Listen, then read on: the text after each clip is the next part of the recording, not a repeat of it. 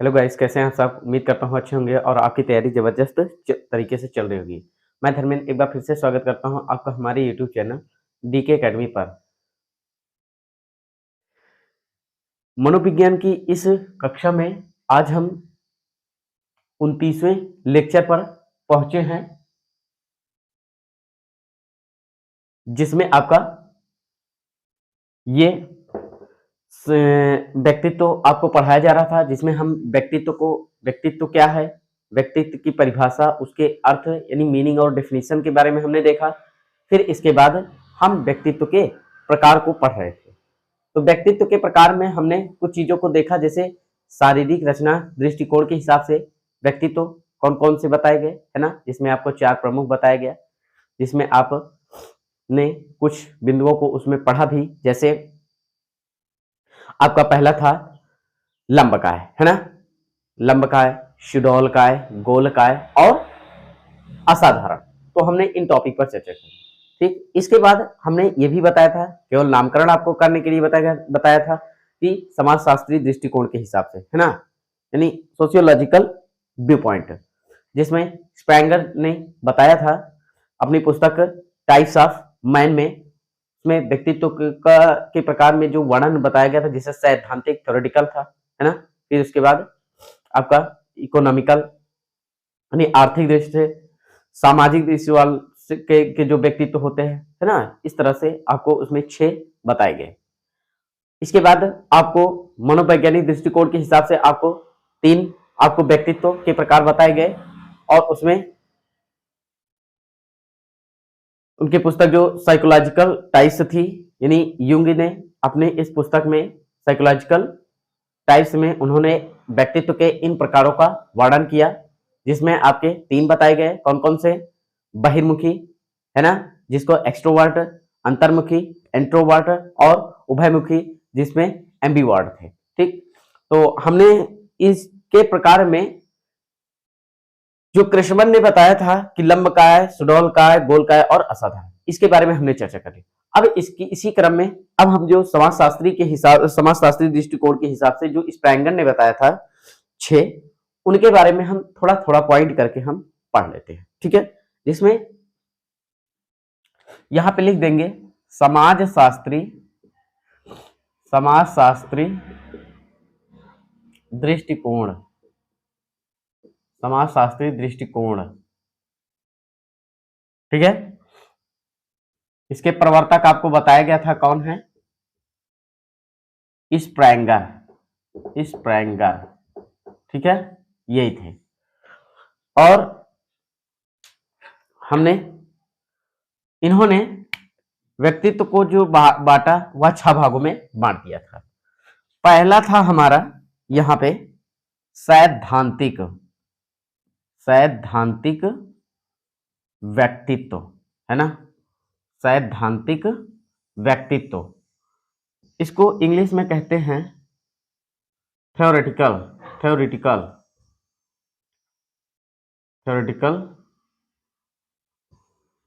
यानी सैद्धांतिक व्यक्तित्व। ठीक है, थ्योरेटिकल, ये आपका थ्योरेटिकल व्यक्तित्व है। ठीक है,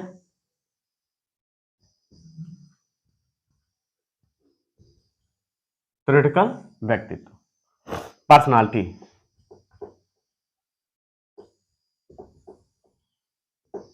ये थ्योरेटिकल पर्सनालिटी, इसके बारे में हम सब थोड़ा सा देख लेंगे कि थ्योरेटिकल व्यक्तित्व है क्या चीज है। यानी इस प्रकार का व्यक्ति यानी इस प्रकार का व्यक्ति का मतलब होता है जो व्यक्ति में ये सैद्धांतिक व्यक्तित्व के गुण होंगे, यानी उस प्रकार का व्यक्ति अत्यधिक सिद्धांतवादी होता है। अत्यधिक कैसा होता है? सिद्धांतवादी होता है,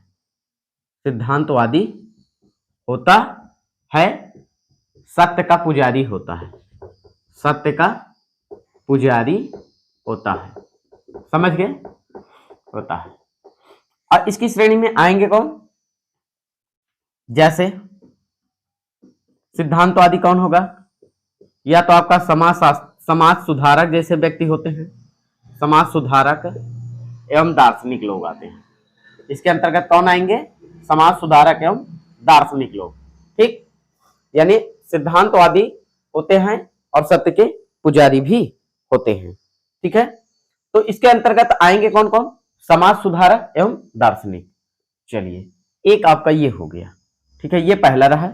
दूसरा हमारा था आर्थिक व्यक्तित्व।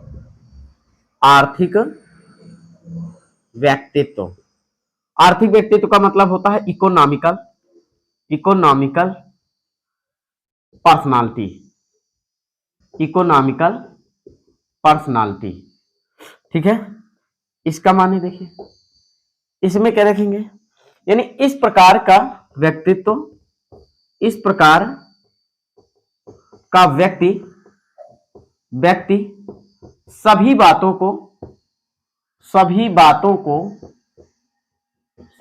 को आर्थिक दृष्टि से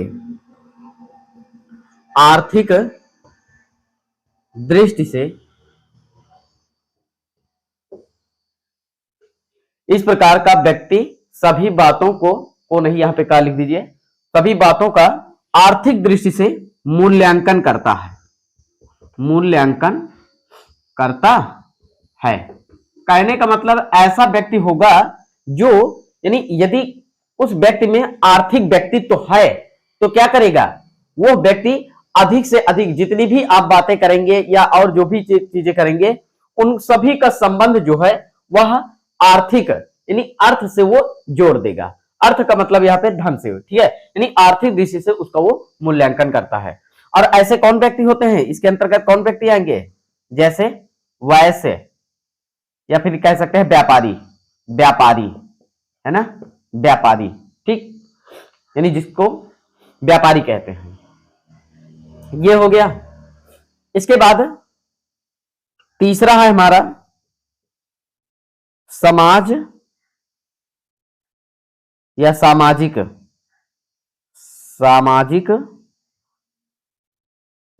व्यक्तित्व। सामाजिक व्यक्तित्व, अंग्रेजी में इसे कहेंगे सोशियोलॉजिकल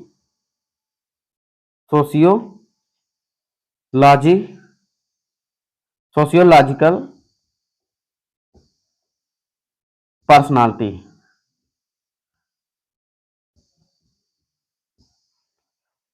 सोशियोलॉजिकल या सोशियोलॉजी के ऐसे भी कह सकते हैं, सोशियोलॉजिस्ट पर्सनालिटी। ठीक है, सामाजिक व्यक्तित्व क्या हो? इसमें हम इसको देखेंगे, यहां पे देखेंगे इस प्रकार का व्यक्ति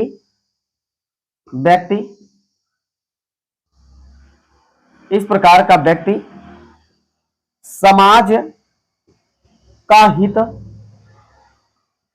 का हित चाहने वाला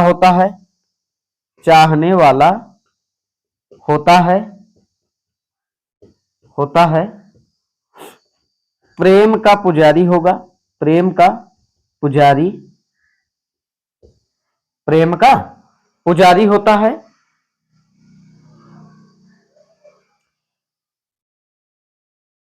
चाहने वाला होता है, यानी हित चाहने वाला होता है, प्रेम का पुजारी होता है, सत्य के मार्ग पर चलने वाला होता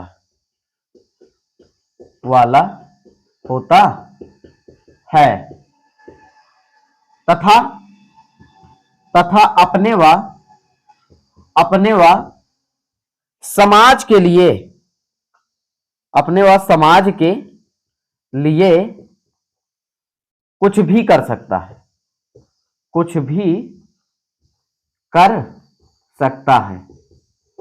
यानी ऐसा व्यक्ति होगा, अगर उस व्यक्ति में सामाजिक व्यक्तित्व है तो क्या करेगा? समाज का हित चाहने वाला होगा, प्रेम का पुजारी होगा, सत्य के मार्ग पर चलने वाला होगा और अपने और समाज के लिए वह कुछ भी कर सकता है।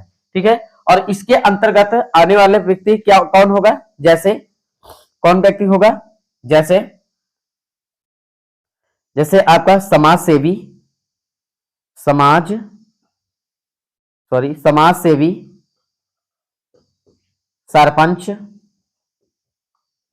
सरपंच, मुखिया, ठीक है, आदि। यही सारे व्यक्ति आपके इसके अंतर्गत आएंगे। ठीक है, तो उम्मीद है ये आपने जो भी देखा, जिसमें सैद्धांतिक व्यक्तित्व, आर्थिक व्यक्तित्व और सामाजिक व्यक्तित्व, ठीक, इसको आपने अच्छे से देखा। और इसके आगे हम और भी जो 3 बचे हैं उसको हम देखते हैं। तब तक आप इसका चाहे स्क्रीनशॉट ले लीजिए। ठीक है,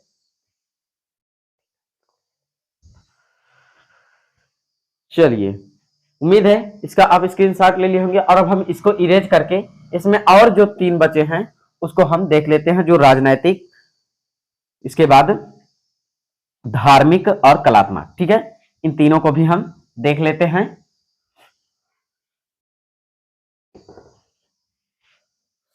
चलिए, इसमें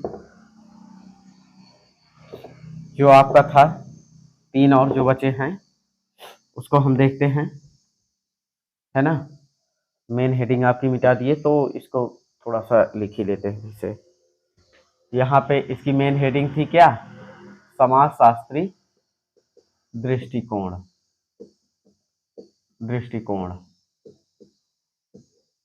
प्रवर्तक इसके कौन थे, स्पेंगर।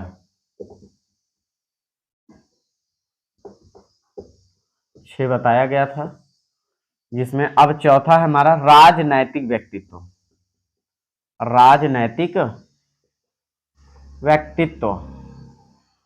ठीक है, राजनैतिक व्यक्तित्व मतलब पॉलिटिकल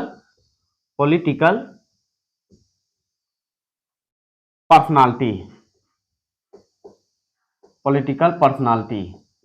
ठीक है, ये इसको देखेंगे। राजनैतिक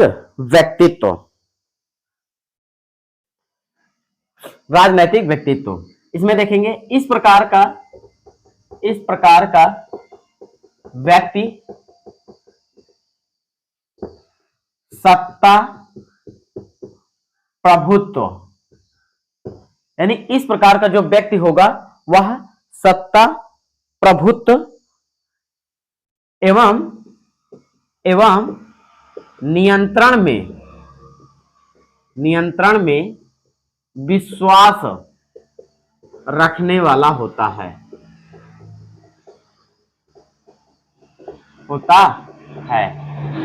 ठीक है, यानी इस प्रकार का जो व्यक्तित्व होगा वह सत्ता प्रभुत्व एवं नियंत्रण में विश्वास रखने वाला होता है।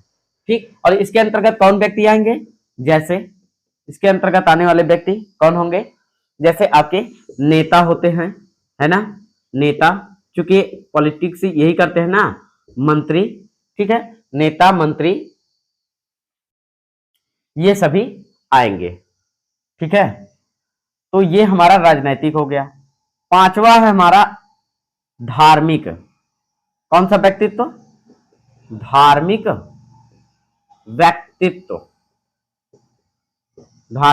व्यक्तित्व। अंग्रेजी में इसे क्या कहेंगे, रिलीजियस पर्सनालिटी।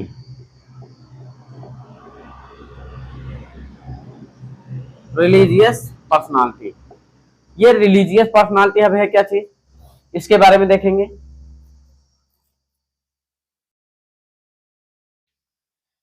यानी धार्मिक व्यक्तित्व। ठीक है, तो धार्मिक व्यक्तित्व को देखेंगे, इसमें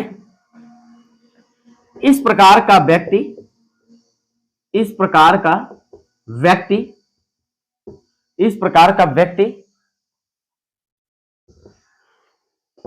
ईश्वर से डरने वाला होता है, और आध्यात्मिकता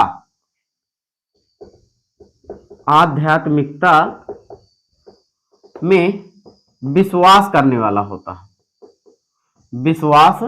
करने वाला होता है। यानी ये जो होगा व्यक्ति, धार्मिक व्यक्तित्व का जो व्यक्ति होता है वह ईश्वर से डरने वाला होता है, क्योंकि वो जानता है कि ईश्वर से बढ़कर कोई नहीं होता, और आध्यात्मिकता में वो विश्वास करने वाला होता है। और इसके अंतर्गत आने वाला जो व्यक्ति होगा कौन होगा, जैसे साधु संत, साधु संत, योगी, महात्मा। ठीक है, ये महात्मा, साधु संत योगी महात्मा। और योगी वो हमारे बुलडोजर बाबा नहीं, ठीक है ना, जो साधु सन्यासी होते हैं वो योगी। ठीक है, नहीं तो आप दूसरा को समझ लीजिए। तो यहाँ पे ये हो गया। तो इसके अंतर्गत आने वाले हमारे ये व्यक्ति होंगे। ठीक है, यानी जिन ऐसे व्यक्ति होंगे तो उनमें किस प्रकार का व्यक्तित्व माना जाएगा, उनमें धार्मिक व्यक्तित्व माना जाएगा। इसके बाद लास्ट है हमारा कलात्मक, कलात्मक व्यक्तित्व, कलात्मक व्यक्तित्व। ठीक है, एस्थेटिक, एस्थेटिक पर्सनालिटी,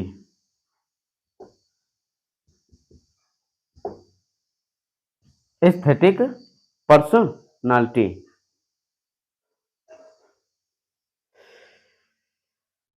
इसमें देखेंगे एस्थेटिक व्यक्तित्व क्या होता है, इसको हम ये देखेंगे कि इसमें क्या होगा। इस प्रकार का व्यक्ति, इस प्रकार का व्यक्ति प्रत्येक वस्तु में, प्रत्येक वस्तु में,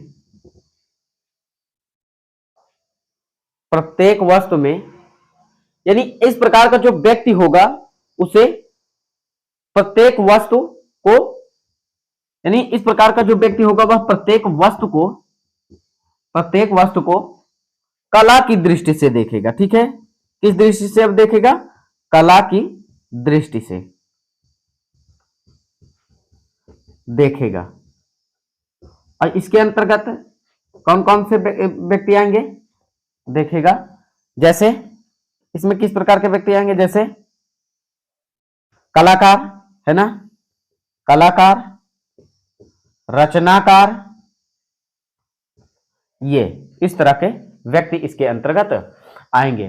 तो उम्मीद है जो समाजशास्त्री दृष्टिकोण के यानी जिसके प्रवर्तक स्प्रेंगर ने जो व्यक्ति के 6 व्यक्तित्व बताए, और इनकी पुस्तक कौन सी थी, इनकी पुस्तक थी आपकी टाइप्स ऑफ मैन, है ना, टाइप्स ऑफ मैन। इसी पुस्तक में इन सभी का जिक्र किया गया है। तो इसको हमने थोड़ा विस्तार से देखा। अब इसके बाद जो आपके साइकोलॉजिकल व्यू पॉइंट है, अर्थात मनोवैज्ञानिक दृष्टिकोण के हिसाब से जो युंग ने व्यक्तित्व को बताया, जिसमें आपको अंतर्मुखी, बहिर्मुखी और उभयमुखी, तो उसके बारे में भी हम इसको देख लेते हैं।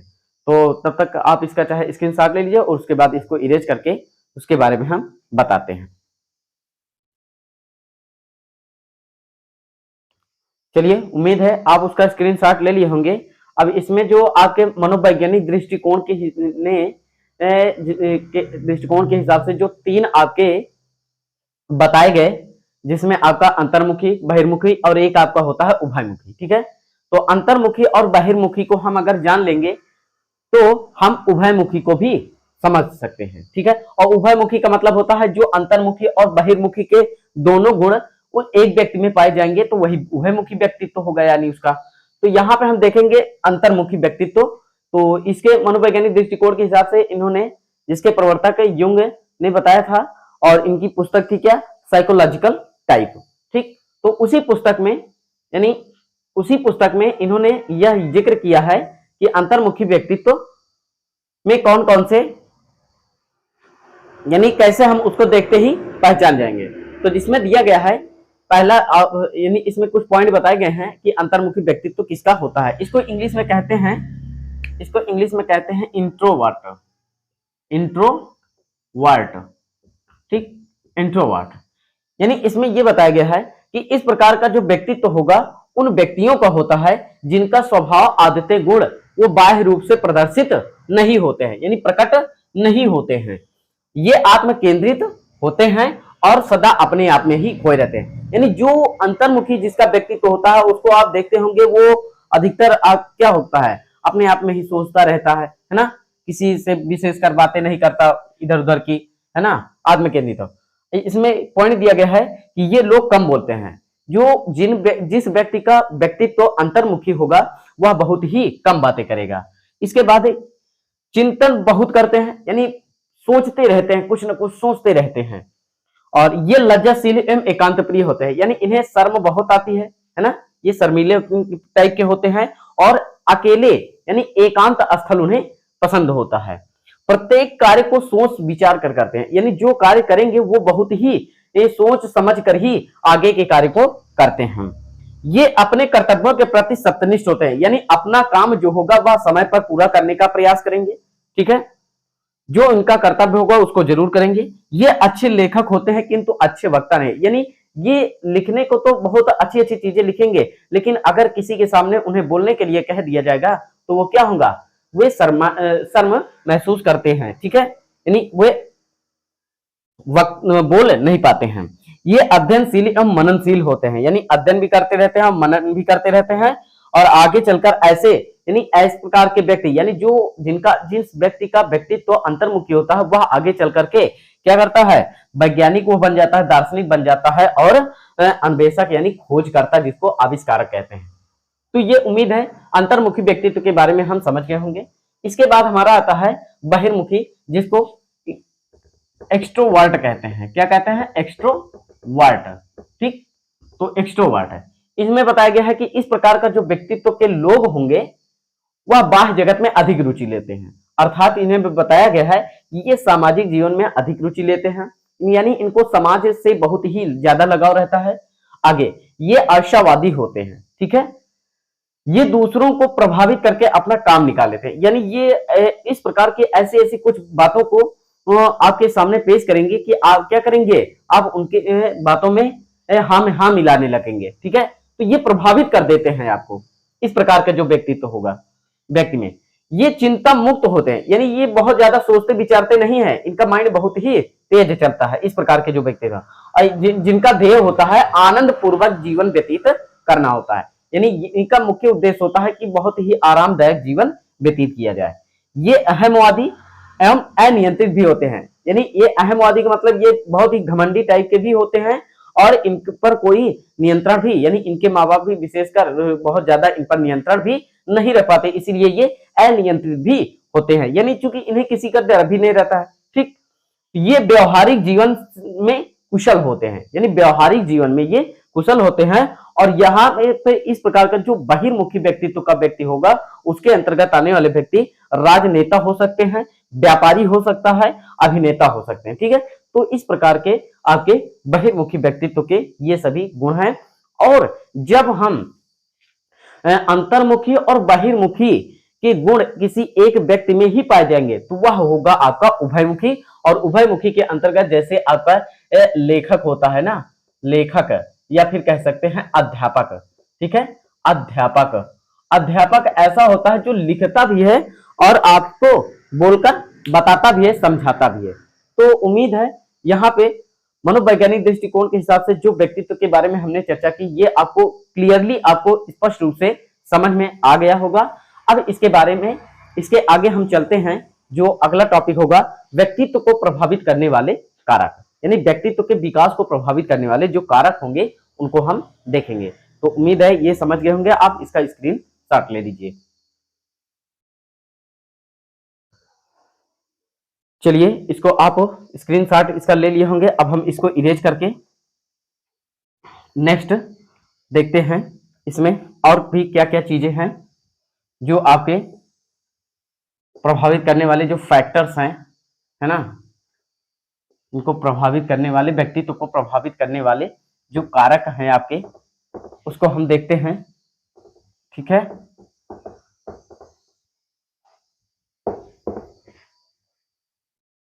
यहाँ पे लगता है आज भी नहीं समाप्त हो पाएगा, क्योंकि अभी व्यक्तित्व को प्रभावित करने वाले कारक, फिर उसके बाद व्यक्तित्व के परीक्षण यानी टेस्ट ऑफ पर्सनालिटी ना, तो उसको हम देखेंगे बाद में।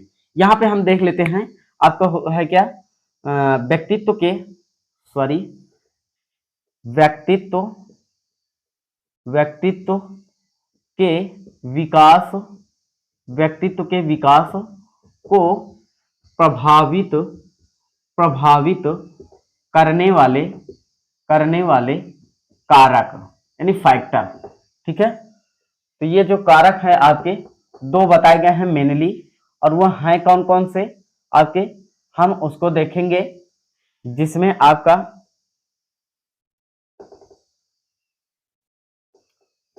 इसमें आपका पहला है वंशानुक्रम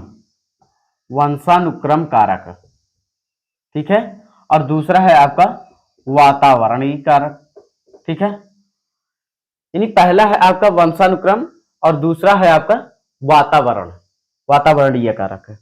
अब इसमें वंशानुक्रम में देखेंगे कौन कौन से कारक होंगे, और वातावरण को हम देखेंगे कि इसमें कौन कौन से कारक होंगे। इसमें हम कई देखेंगे, जो आप यहां पे निम्न तरीके से हम देख सकते हैं।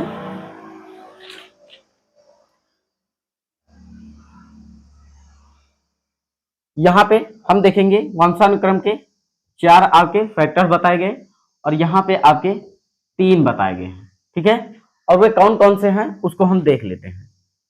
यहां पे पहला है आपका शारीरिक रचना, शारीरिक रचना ये। ठीक है, और इसके बाद हमारा है शारीरिक रचना, इसके बाद हमारा है स्नायु मंडल, यानी पहला हमारा शारीरिक रचना और दूसरा है हमारा स्नायु मंडल। ठीक है, और इसके बाद है शारीरिक रचना, स्नायु मंडल। नेक्स्ट है हमारा तीसरा है हमारा अंतःस्रावी ग्रंथियां, अंतःस्रावी ग्रंथियां। ठीक है, अंतःस्रावी ग्रंथियां। और चौथा आपका है बुद्धि। क्या है? बुद्धि भी व्यक्तित्व को प्रभावित करता है।